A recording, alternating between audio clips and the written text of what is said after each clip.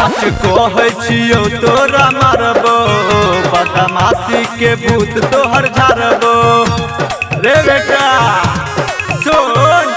सच कहै छियौ तोरा मारबो बदमाशी के भूत तोहर झारबो। गाड़ी लगे तू अपाची बने छही जे गति बेटा घेर लेबो बीचे बाजार में मार देबो गोली कपार मेरे बेटा ठोक देबो बीचे बाजार में। हे रे मार देबो गोली कपार मेरे सरवा ठोक देबो बीचे बाजार में। Music mix by RPR recording studio.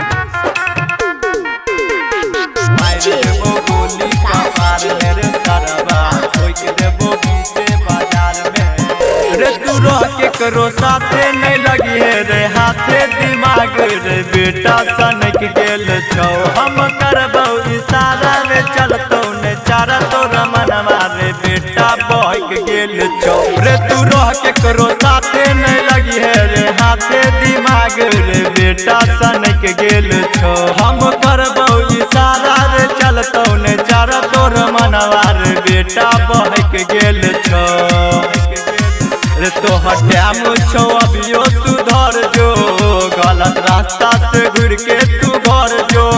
कहै छियौ एगो बात बेटा सुन साफ साफ रंगदारी नहीं चलतौ बिहार में मार देबो गोली कपार मेरे सरवा ठोक देबो बीचे बाजार में।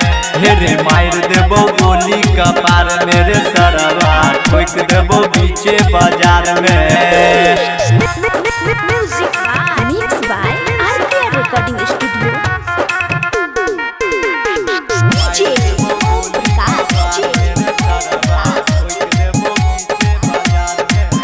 रह सिस्टम के नीचे फायर देबो बीचे बीचे कुछ बोली है नहीं बेटा रे पीठ के पीछे बहेरा के छौरा कहै छियौ तोरा काम करतौ ने 444 के धारा। रह तू सिस्टम के नीचे फायर देबो बीचे बीचे कुछ बोली है नहीं बेटा रे पीठ के पीछे बहेरा के छौरा कहै छियौ तोरा काम करतौ ने 444 के धारा।